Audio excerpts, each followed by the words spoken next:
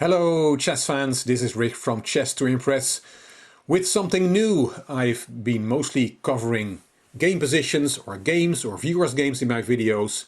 I am trying to do something that other YouTubers are not doing on chess, and I've not seen anybody do what I'm going to do now. My over-the-board rating is about 1850 and my chess.com rapid rating is about 2000.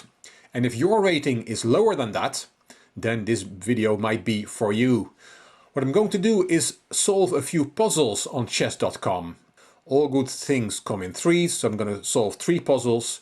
And if your rating is lower than mine, then it may be interesting for you to see how a higher rated player goes about solving these puzzles. My puzzle rating there on the screen is 2617. That's a ridiculous number. I'm nowhere near that strong. I wish I were. As I said, my chess.com rapid rating is about 2000 and my over-the-board rating is about 1850, the FIDE rating.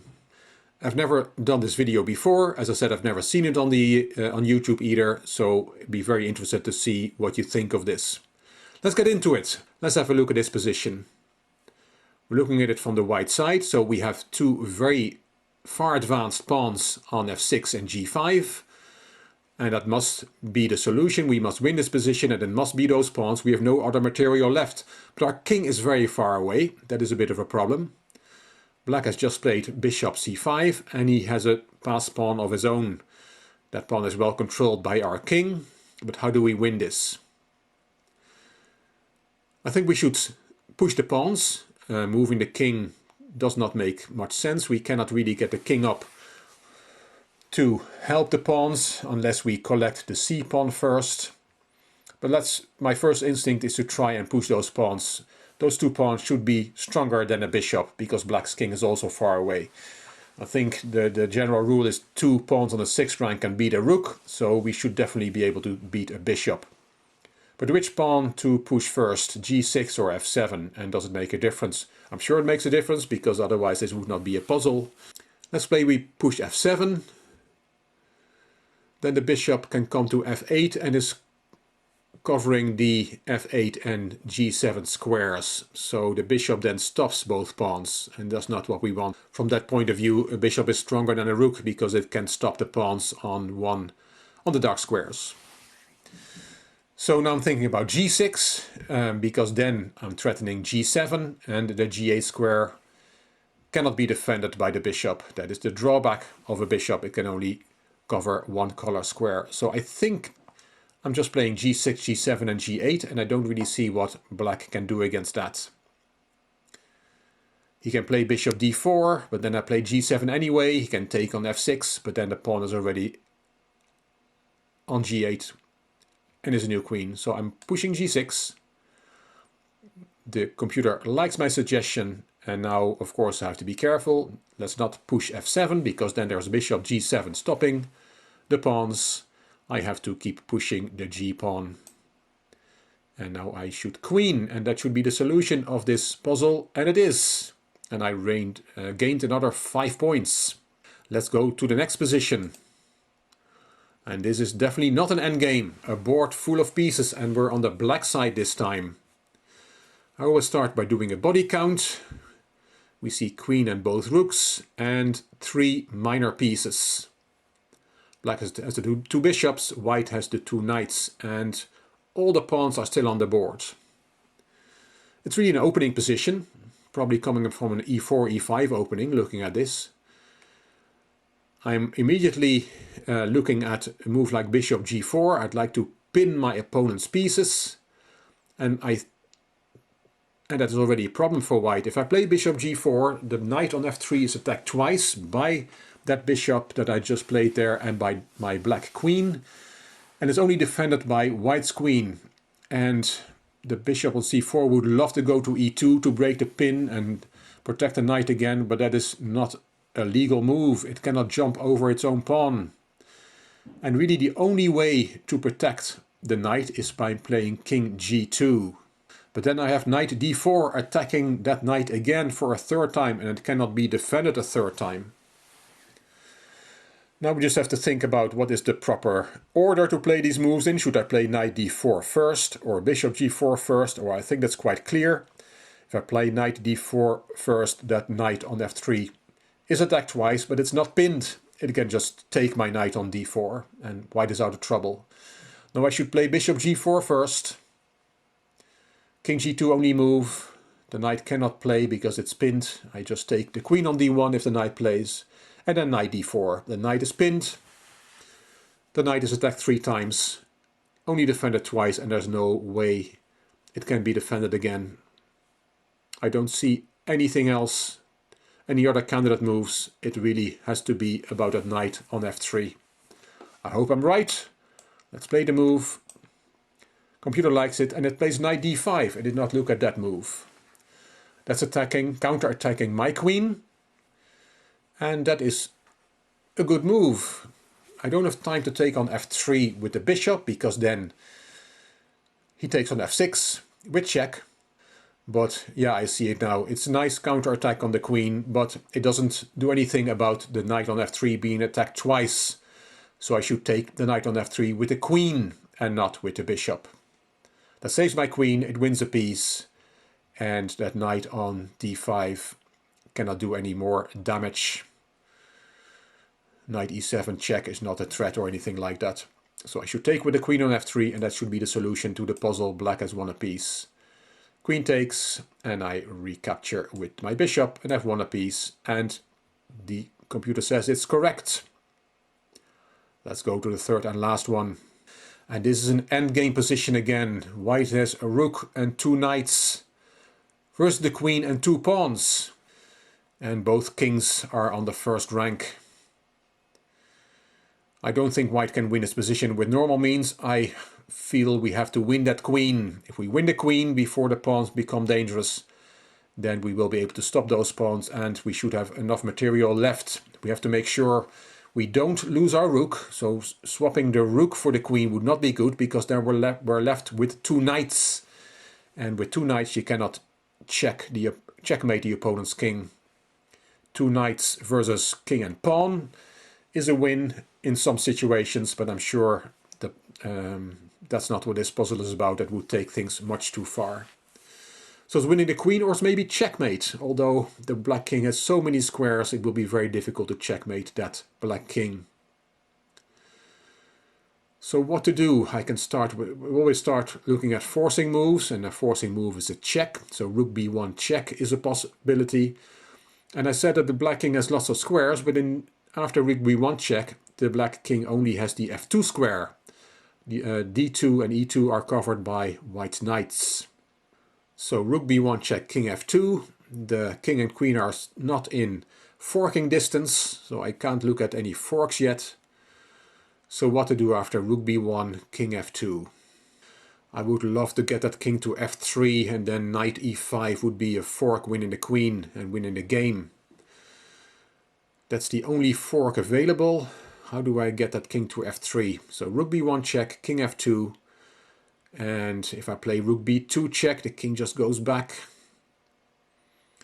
And if I play knight h3 check with that king on f2, that's the only other check that I can see, then the king can go to f3 and doesn't want to go there because of knight e5 with a fork. But the king can also go to e2 or g3, and that doesn't really work. This is a tough one. Maybe it's not rook b1 check. Any other candidate moves? I have no checks with my knights. I have a feeling it has to go. I have to give check all the time. Otherwise that queen starts to give checks to my king. And I don't think that will be the solution to the puzzle. There are no other checks. No checks with the knight. Well, unless knight g2, of course. Knight g2 is a move. Knight d3 check is not a move. I'm sure it's not, because the knight just gets taken by the pawn. And I don't see a follow-up, but I haven't looked at knight g2 check. After knight g2 check, the king has a number of squares. f2, f1, e2, d1. Many squares, and not so easy to see what I could do next. I still think it's rook b1. Rook b1, king f2. Let's have another look. What can white do then? I don't really see it. I'm going to make the move and see if I'm on the right track. Rook b1 is the right move. Yes, king f2. As I said, I only saw knight h3, and then I would love to go for the king to go to f3 then, when I can play knight e5 check, winning the queen. But it can also go to g3. So what can I do after knight h3 check, king g3? Knight is hanging. And of course I also have a knight g5, which would also be a fork with that king on f3 or on h3. Can I play knight h3, king g3, rook b3, protecting the knight on h3?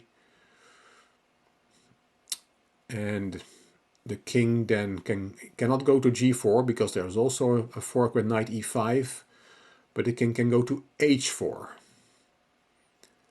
And I don't see a follow up after that. So I'm tempted to put knight h3 on the board. I don't really see it. See if this is the correct move. If it is, then I can look further. It's not the correct move. Okay.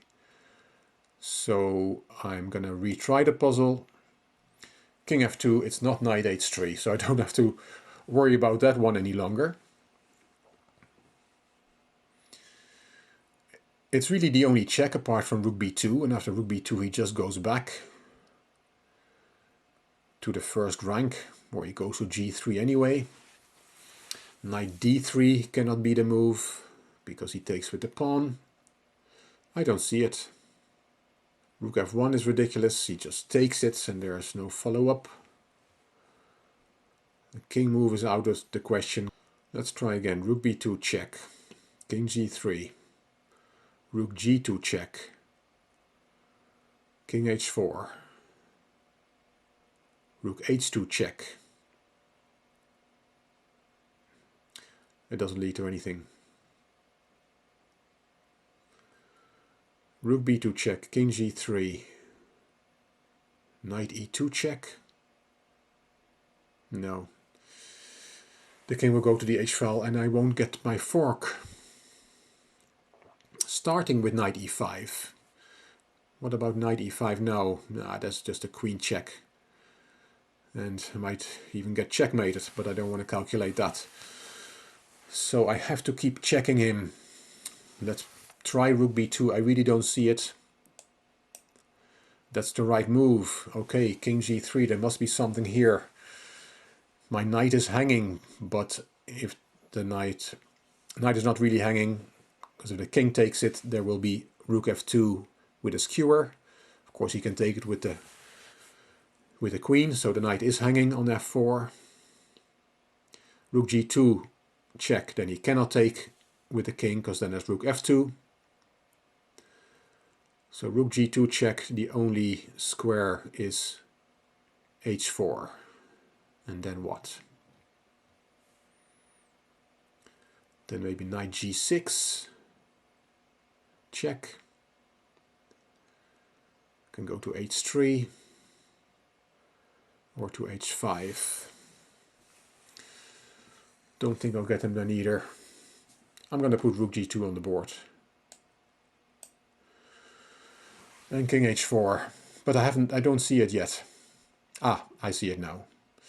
Yeah, sometimes when you put the moves on the board and you suddenly see it, because I have rook g4 here. This is not easy. Rook g4, and the only legal move is king takes, but then I have that position with two knights. I don't want to give up on my rook. The idea here is, what I said here is rook g4 check, king takes g4 only move, and knight e5. But after king takes f4, knight takes f7, I'm going to lose. It will be 2 pawns against a knight, so this is not winning for white. So rook g4 is not a solution. I'd love to get that king to a square where I can fork, but I still don't see it. Knight g6, king h3.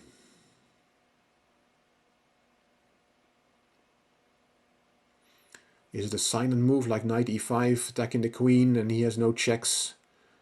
And I'm threatening checkmate with rook g4. Maybe it's that. Wow, this is really difficult. I'm looking now at knight e5, attacking the queen, and the queen has no checks. If the queen takes on f4, then I have knight g6, and that wins the queen. And then it's rook against 2 pawns, or maybe even rook and knight versus 2 pawns. That should be fine. So knight e5, he cannot take on f4, and if he plays the queen away, then there is rook g4 checkmate. That is very nice, apart from the fact that after knight e5 he can play queen g7 or queen g8. No, he cannot, because then I take that queen with the rook and I keep my rook. So knight e5, he cannot go to the g-file. He cannot protect the g4 square, which is important, because he cannot play queen d7 or queen e6. But he can play queen f5. So knight e5, queen f5, and we still are not checkmating him. Because after rook g4 he takes my rook with his queen. I'm going to put knight e5 on the board. It's correct, queen takes f4. Yeah, we saw that this doesn't work because of knight g6. And this is a winning position. But I'd love to analyze this because I would like to know what happens after queen f5. So here we have the analysis screen because I wanted to check one variation. It was a very difficult puzzle, much more difficult than the first two. So queen takes f7 was black's last move, and then we play rook b1 check. We found that after some head scratching, king f2 only move, and after more head scratching we found rook b2 check, king g3. Is that the only move? Let me see. Oh, king f3, there's knight e5 with a fork, we saw that, and king back to e1. We didn't look at that. Well, I want to look at that as well. I did mention king e1 and I didn't see anything else. But now there is a mate in 15 starting with knight e3. Knight e3, that is a quiet move, a silent move. No surprise this was such a difficult puzzle. I can see he cannot take on f4 because knight g2 with a fork, but can he not start giving checks and being a nuisance? For example, queen h7 check, king g1. What can he do? Let's give another check. Knight f2 g2 check, alright. We block the checks and we have still have a mating net. No, we don't. I played the wrong knight. It is this knight you have to play. This is a very difficult puzzle. And now there must be a mate threat. He's sacrificing the queen here. Oh, this is the only legal move. Yes, there is no other square, so he has to give the queen here. Wow, this is tough. Let's go back. So after king e1, as we saw, the move is knight e3. And knight g2 is a big threat. And the king can get away from the checks. The main move we looked at is king g3, or that's the move that the engine played when we played rook b2 check after all that head scratching. And we play rook g2 check. King f3 is not possible because of the fork. King f takes f4 is not possible because of rook f2 check. Winning the queen with a skewer, so king h4 is the move. And then there was knight e5, which we finally found. And here queen takes f4 was played when we solved the puzzle. But my question is, what happens if there's queen f5 covering the g4 square? And then the engine gives a mate in 16, starting with king g1. Well, that cannot be... That's not the most forcing move, so knight e to g6 is given here. That's the move. Ah, okay, and you have straight away you have to give up on your queen. So that is the solution. Knight e to g6. And the king is checkmated apart from the fact that black can give up the queen for the knight. Wow, this was tough. Back to the start. This was our puzzle, and the only way to do it is in slow motion, is a rook b1 check. King f2, we just show the main line now, rook b2 check. If you go back, there's knight e3 as we saw, and if you go up, there is rook g2 check, king h4, knight e5, beautiful move. And The king has no squares. Rook g4 checkmate is the threat. And if you take on f4, then there is knight g6 winning the queen. And if you protect the g4 square, there is knight e to g6. And now you have to give the queen, because the king has no squares. Well, we did 3 puzzles. The first 2 were easy enough. The third one was very, very difficult. I think that was at a very much higher level than I'm at. I needed a lot of help. But it was a beautiful puzzle. It's beautiful how those 3 pieces dominate black's queen, with forks and checkmate threats and skewers. As I said, it's the first time I've done a video like this. I'll be very interested in your views. Do you think it's useful? Or if you don't think it's useful, I hope you will tell me as well. If you liked the video, please give it a thumbs up. Please subscribe to the Chess to Impress channel and please leave a comment. I will read them all and I will reply to them all. This is Rick for Chess to Impress. Thank you for watching.